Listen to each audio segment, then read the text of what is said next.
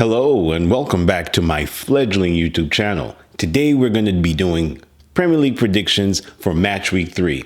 So if you're new to this fledgling channel and you want to help me get to 10 subs, go ahead and hit that subscribe button at the bottom. And while you're at it, the like button is just right next to it. So go ahead and hit that and help the YouTube algorithm realize that this is the best channel that they have not found yet. So, my name is Izzy, and we are going to be trying to predict the games coming up this weekend. And we are going to go ahead and get started with Chelsea against Luton. Chelsea have had a bad week. You can't say that it was a mixed week because they did seem to play okay in certain patches against West Ham, but the ultimate result was a 3-1 loss to a 10-man team. They take on Luton Town, who are new to the league, have lost 4-1 games, and are in need of some inspiration. Now, Chelsea are battling a couple of new injuries, and this is a game that they need to win because if they lose to a newly promoted team, and with all the turmoil going along, with the fact that they've lost Chukwuemeka, they've lost Nkuku to injuries, it will not sit well with fans. Stamford Bridge is in the need of a heavy liftoff.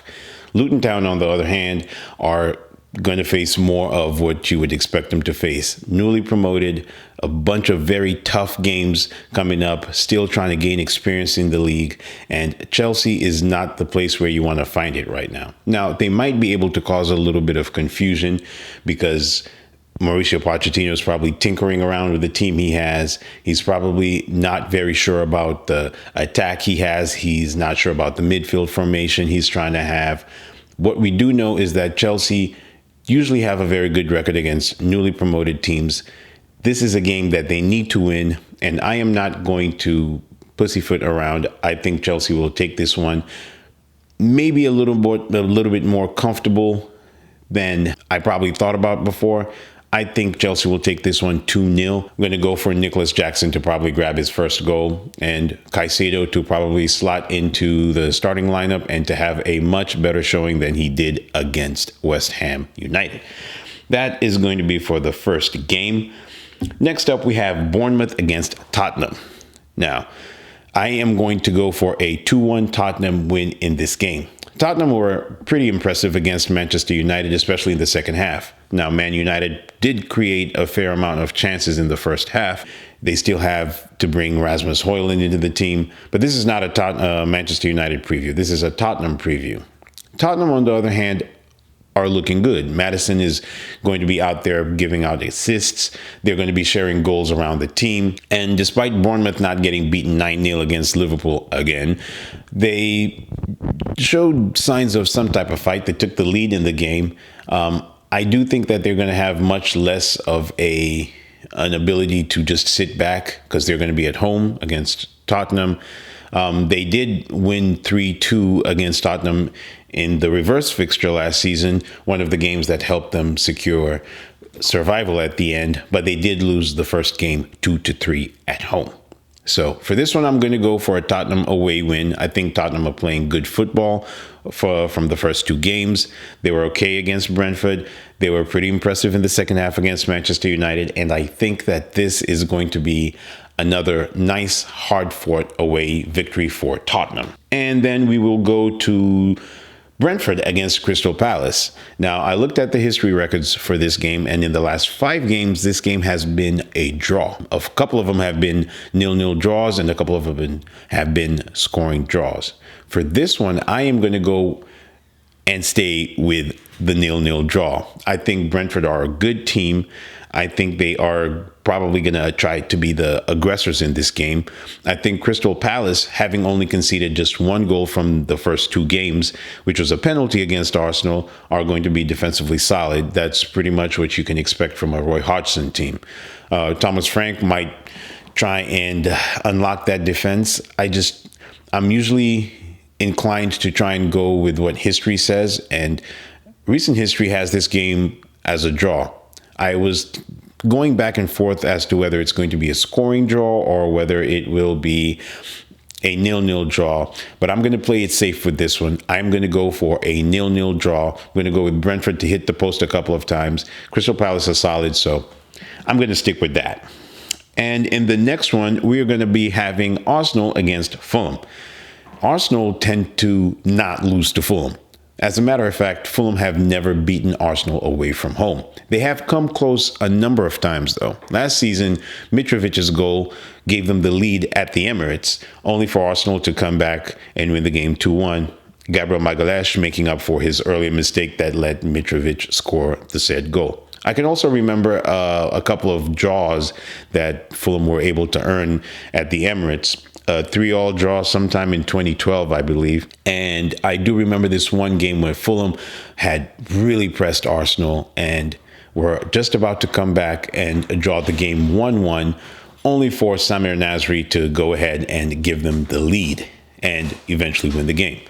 I think this one is going to be a lot more simple and clear-cut for Arsenal. So I'm going to go for a 2-0 draw. Hopefully they won't be able to throw this away. They have given themselves a very hard time in the first two games, and the most recent one showed that they have a lot of defensive solidity. They will be able to take whatever pressure Fulham give them at home, and so I am going to go for an Arsenal 2-0 victory. That's that for the Arsenal against Fulham. Next up, we have Manchester United against Nottingham Forest. Now, Man United have started this season terribly, considering the fact that they struggled to beat Wolves 1-0 at home in a game that they really should have lost. They really should have lost that game. Some people are saying, oh, well, it was just a penalty and, it would have ended up 1-1. But Wolves had too many clear-cut chances to not take any one of them. And at the end, the gaffe that the referee had in not giving, which was just one of the worst decisions I've seen in football in a while, was atrocious. But anyways, this is a game against Nottingham Forest. Nottingham Forest have a terrible record against Manchester United. And not just only that, this game is taking place at Old Trafford. Manchester United need to lift their fans up. And I think this is just going to be a just tonic for them. I am going for a comfortable 3-0 victory. But I have said that before.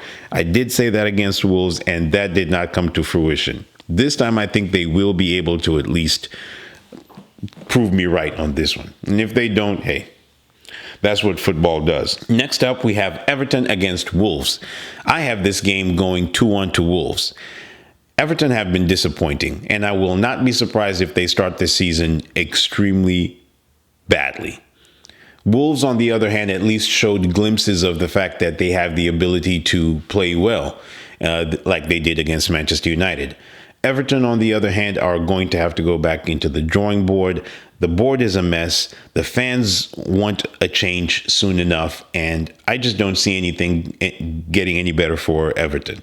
Wolves, on the other hand, should be able to try and grind out a victory, especially since they were playing away from home. They were disappointing against Brighton, and they only showed real fight after they were 4-0 down.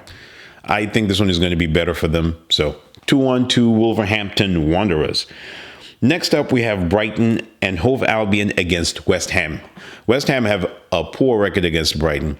As a matter of fact, they haven't beaten them in about 8 meetings. I am going to go ahead and not waffle too long about this one. I think Brighton are going to take this game. I have it down as 3-1, but I'm not going to be surprised if it's a high-scoring game. Maybe have Brighton take it as a 4-2 or maybe as just a 3-0. I do think West Ham are going to score.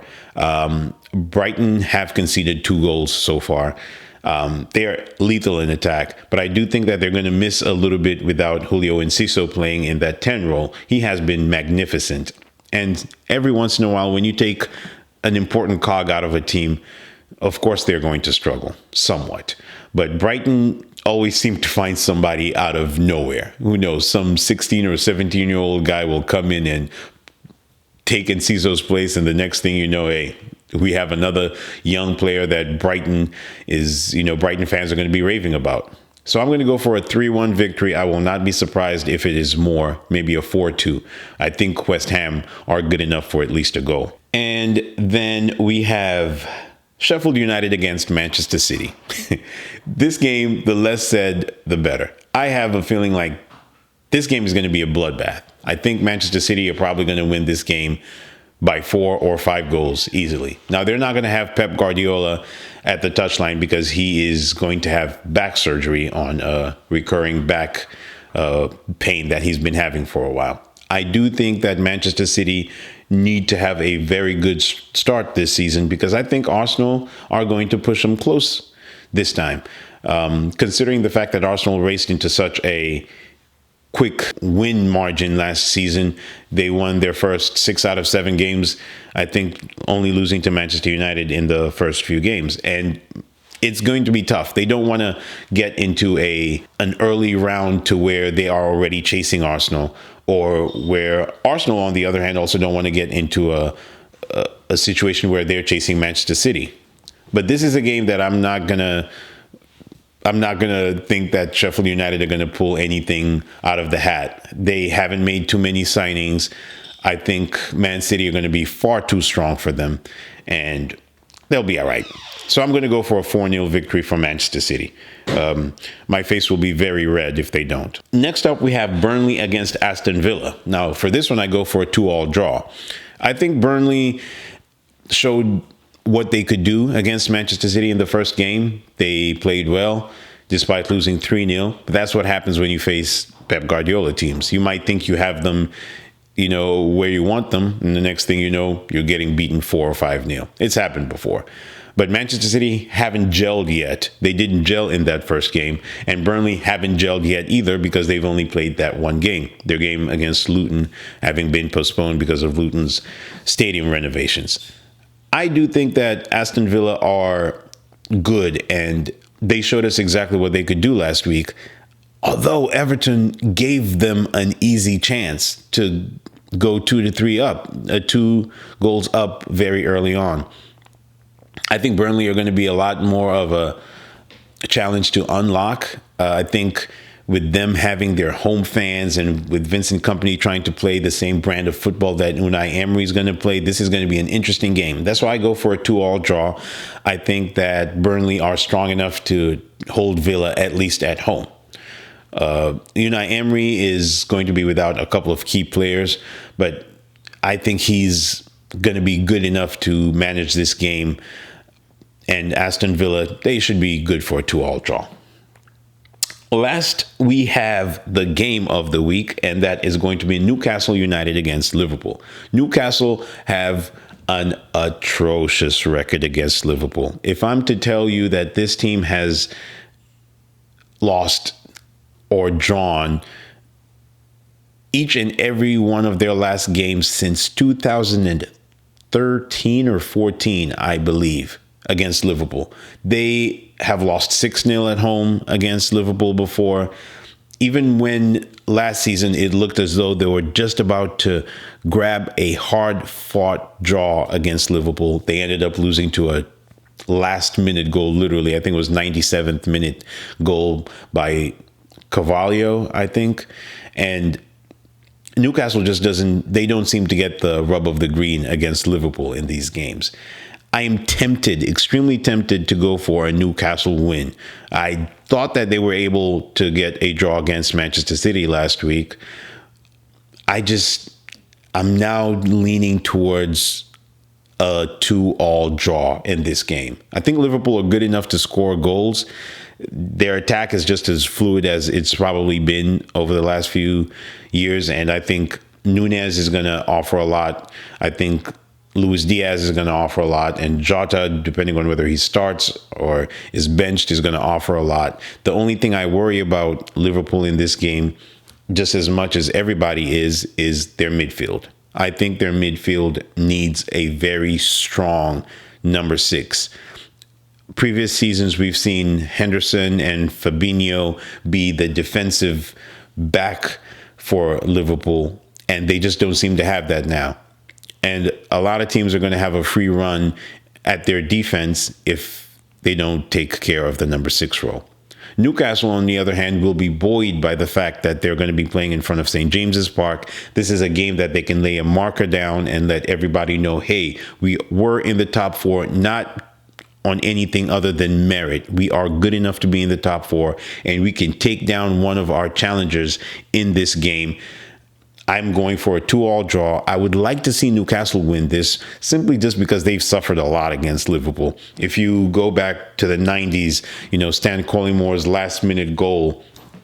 If you go, I think a season after that, I remember Robbie Fowler scoring a goal with just a few minutes left. And then you look at last season when that draw was snatched from them right at the end. Although there were, complaints about the fact that they did a lot of time wasting. I think Newcastle could win this game, but I'm going to play it safe with a 2-2 draw. It could be higher. These games tend to produce a fair amount of goals. But that's all I got for right now. Let me know down in the comments about what you think is going to be the marquee game. If you think Newcastle can finally get over the hump against Liverpool, if Fulham can finally get an away victory against Arsenal, or if Manchester United are going to be just as terrible as they were in the last 2 games. That's all I got for right now, guys. Help me get to 10 subscribers with this video. That's all I got. Have a good one, guys. And we'll catch each other tomorrow as we review the Saturday games as well as Chelsea's game against Luton Town tonight. Peace.